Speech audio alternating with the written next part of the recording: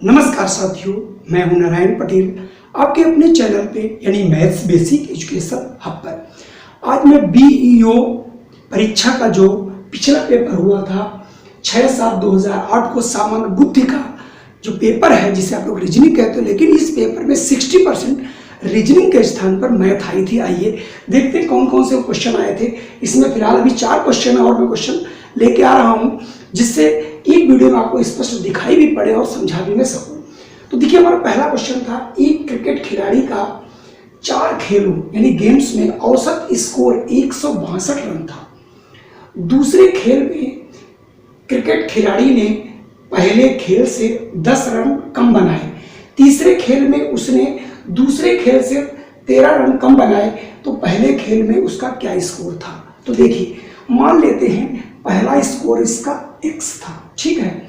तो दूसरे वाले गेम में ये पहला स्कोर यानी पहला गेम हुआ तो इसने x रन बनाए और दूसरे में पहले से 10 कम तो x है उससे 10 कम कर लीजिए।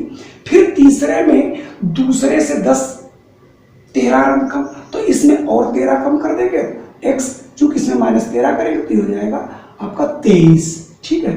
अब इन तीनों को अगर मैं जोड़ा जाए तो इसका जो औसत है वो 3 गेमों का और आपका औसत है 162। तो ये हो गया पहला गेम, दूसरा गेम, तीसरा गेम और तीनों का औसत। तीनों को 3 से हमने गुना कर दिया 162 को, तो तीनों खेलों की संख्या रनों की संख्या निकाला है।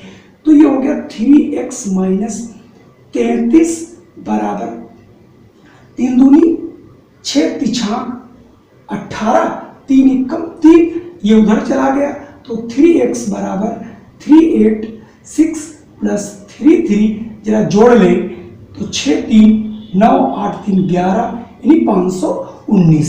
तो x बराबर आ जाएगा 519/3 अर्थात 3 एकम 3 3 7 21 और 3 तिहाई 9। इसका मतलब 173 रन उसने पहली पारी में रन बनाए होंगे। चलिए बढ़ते हैं आगे क्वेश्चन की ओर। देखिए अगला हमारा प्रश्न यहां पर क्या है। अगला प्रश्न है 4 क्रमागत सम संख्याओं का माध्य। तो 4 है तो 43 उसका क्या है, माध्य है। तो 4 से पहले हम गुणा ही कर दें तो 4 तिहाई 12 हासिल 1 4 चक्कू 16 और 1 17 यानी 172। तो हमने गुणा कर दिया तो ये हो गई चारों संख्याओं का योग। और 4 कैसी क्रमागत है और कैसी है, सम है। इनमें से सबसे बड़ी और सबसे छोटी का गुणनफल कितना होगा? बहुत आसान, 172 चारों संख्या तो 4 फिर अगर भाग कर दें तो 4 चक्कू 16 4 3 12 यानी उनका माध्य 43 आया।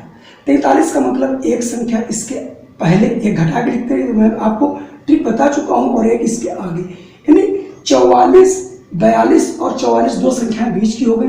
इसके आगे की क्या होगी 46 और इसके पहले की क्या होगी 40 यानी 40 42 44 और 46 तीनों संख्या। कैसे करेंगे? पहले 4 से गुणा कर लेंगे तो चारों संख्याओं का जोड़ निकल आएगा, उसका निकालेंगे माध्य। तो माध्य से एक पहले और एक बाद में संख्या हमारी सम होगी। तो अब इन दोनों की गुणा पूछ रहा, गुणा कर दीजिए। गुणा क्या करना, 0 लगा तो 0 लगा दीजिए। 4 से गुणा कर दिए, 4 छंग 24 के 4 हासिल 2 4 चक्कू 16 2 18 यानी 1840 यानी ऑप्शन बी वाला बिल्कुल सही होगा। चलिए बढ़ते हैं आगे। अगला हमारा प्रश्न है, निम्नलिखित में कौन अलग है? मंगल, बृहस्पति, बुध, अपोलो। बहुत आसान है, मंगल ग्रह है, बृहस्पति भी ग्रह है, बुध भी ग्रह है और अपोलो छोड़ा गया उपग्रह, इसलिए यही सही होगा। यानी चूंकि ये बिल्कुल अलग है, ये आपके कृत्रिम उपग्रह हैं, सॉरी ग्रह हैं सूर्य के, ठीक है। अगला है, नीचे दी गई मैट्रिक्स में अज्ञात संख्या x का मान क्या होगा? यानी एक मैट्रिक्स दी गई है जिसमें 1 है 3 है 7 है 5 है 12 है 14 है 25 है x है। यहाँ पर ये x है, ये x और 28 है 125 192 और 56 है। तो x की जगह क्या होगी? जरा इस पर दिमाग लगाइए। इसको देखने से पता चला, देखिए इसको 5 1 पंजे 5 55 25 पंजे यानी गुणित 5 गुणित 5 गुणित 5 किया गया। अब यहाँ 3 चक्कू 12 3 चक्कू 12, तो 12 चौक 48 यहाँ होना चाहिए, तो 48 चक्कू, तो देख एक बार चेक कर ले, तो 4 8 32 और 4 चक्कू 16 2 19, बिल्कुल सही। इसका मतलब यहाँ पर कितना होना चाहिए 48, और ये 7 दूनी 14, 14 दूनी 28, 56, यानी ये सीरीज ऐसे ऐसे चल रही है। ये पहले से 5 गुना, ये 4 गुना और ये 2 गुना। यदि एक श्रमिक घर से फैक्ट्री 5 किलोमीटर प्रति घंटा की गति से जाता है तब वह 3 मिनट विलंब से पहुंचता है। यदि वह 6 किलोमीटर की गति से जाता है तो 7 मिनट पहले पहुंच जाता है, तो घर से फैक्ट्री की दूरी क्या है? देखिए बहुत आसान, मान लीजिए ये इसका घर है और यहाँ पर इसकी फैक्ट्री है, ठीक है, ये इसका हाउस है। जब ये 5 किलोमीटर से जाता है तो 3 मिनट लेट हो जाता है, 6 से जाता है तो 7 मिनट पहले पहुंच जाता है। मान लेते हैं उसकी फैक्ट्री की दूरी x है, तो चूंकि यहाँ पर बात समय की है तो हम समय में निकालेंगे। तो चूंकि समय बराबर क्या होता है, देखिए समय बराबर होता है आपका दूरी बटे 4। आइए इसी का हम प्रयोग करते हैं। तो पहले 5 से गया तो समय बराबर दूरी बटे 4, ये हो गए x बटे 5 घंटे, यानी समय बराबर यानी x बटे 5 घंटे लगा, लेकिन उसे 3 मिनट विलंब से पहुंचा, यानी जो राइट टाइम है इसमें 3 मिनट घटा दो, ये घंटे में है, ये मिनट तो 60 से भाग कर दो। इसका मतलब ये हो गया राइट टाइम ये पहुंचने का है।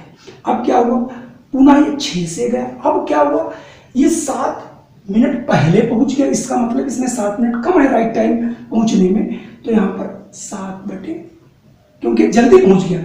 अब ये दोनों टाइम हो गए बराबर।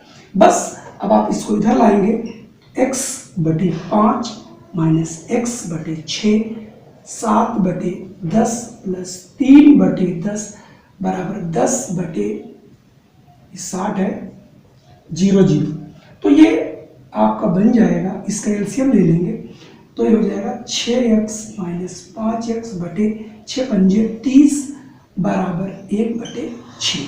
जरा इधर लाएंगे तो ये x बटे 60 बराबर 1 बटे,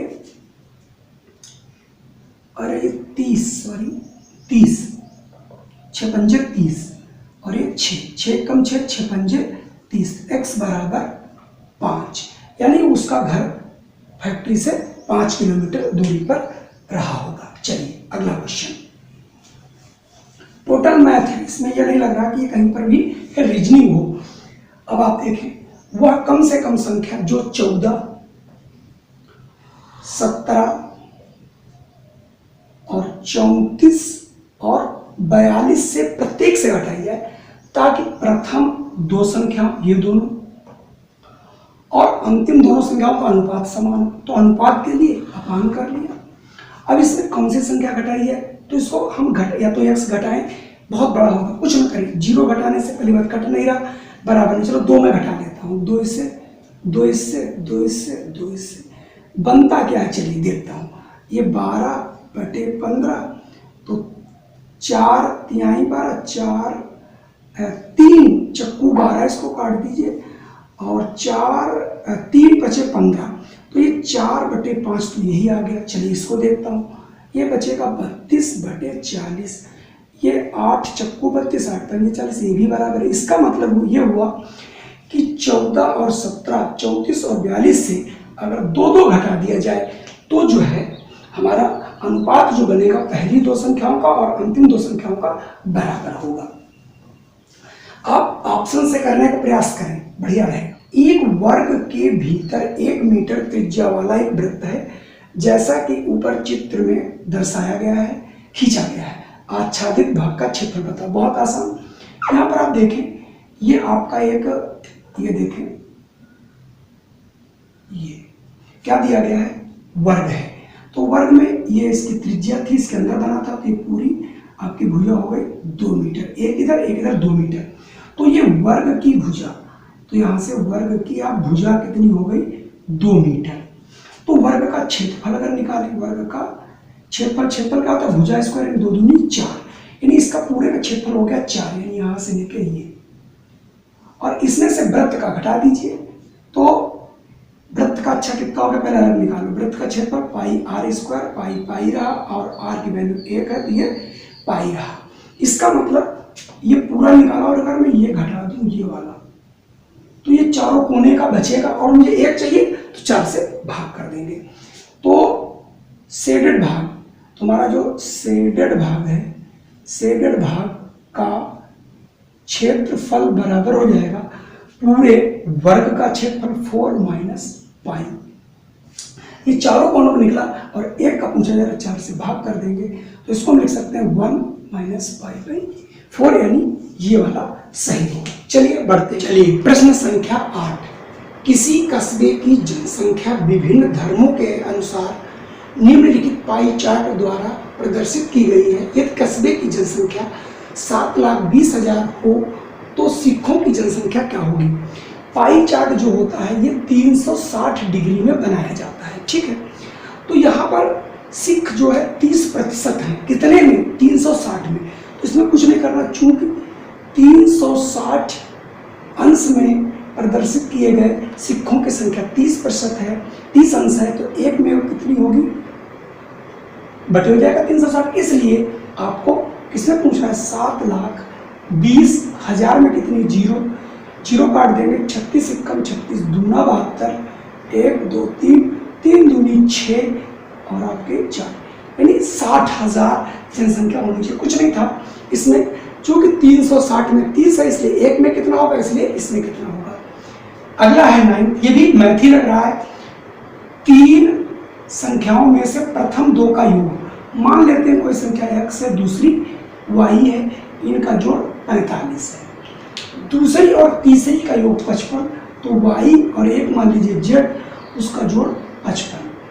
फिर तीसरी और पहली, तो तीसरी z हो गई, पहली आपकी x हो गई। इसका 3 गुना 90 है, तो 1 गुना कितना होगा, 30 होगा। मैंने डायरेक्ट लिख दिया, तीसरी और पहली के 3 गुने का योग 90, तुमने 1 गुना लिया तो 3 से भाग कर दिया तो 30 आ गया। तो तीसरी संख्या क्या होगी, निकालने के लिए क्या करेंगे, पहले तीनों को जोड़ लीजिए, x 2x plus 2y plus 2z, यानी मैंने पहली मान लिया संख्या x है, दूसरी y है, तीसरी z है। पहली दूसरी की जोड़, दूसरी तीसरी की जोड़, तीसरी और पहली का जोड़ निकाला तो 5 5 10 9 1 10 130। इसमें से 2 कॉमन आप कर दें, x plus y plus z बराबर 130, तो x plus y plus z बराबर आ जाएगा 65, ठीक है। तो यानी x plus y plus z बराबर 65। तीसरी पूछी जा रही है ये वाली, तो x प्लस वाई कितनी है, 45, तो इसकी जगह रख दीजिए 45 प्लस जेड बराबर 65, तो x बराबर 65 माइनस 45, अर्थात z बराबर 20, यानी वो संख्या हो जाएगी आपकी 20। अगला क्वेश्चन देखते हैं। अगला बहुत अच्छा क्वेश्चन है, ये भी आपका मैथ का ही है। एक झोले में 2 लाल कंचे हैं, 3 हरे हैं, 5 नीले हैं।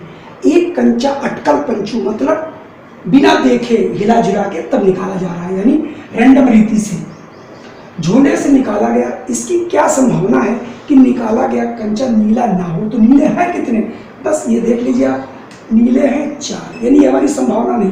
टोटल कंचे कितने होंगे, 3 2 5 4 9, तो ये 9 में अब कौन कौन ना हो, 4 ना हो तो हो कितना, 3 2 5, यानी 5/9 संभावना हमारी है कि कंचा जो है वो काला नहीं होगा। क्यों, 2 3 2 5, यानी 5 हमारे पक्ष में है, 4 हमारे पक्ष में नहीं है। इसका मतलब 5/4, यानी 9 में 5 प्रायिकता हमारी है, संभावना हमारी है। तो ये आज के 10 क्वेश्चन है। पुनः मैं आगे और भी 10 क्वेश्चन लाऊंगा, ऐसे करके आपको 2 से 3 या 4 वीडियो में ये सारे क्वेश्चन कवर हो जाएंगे।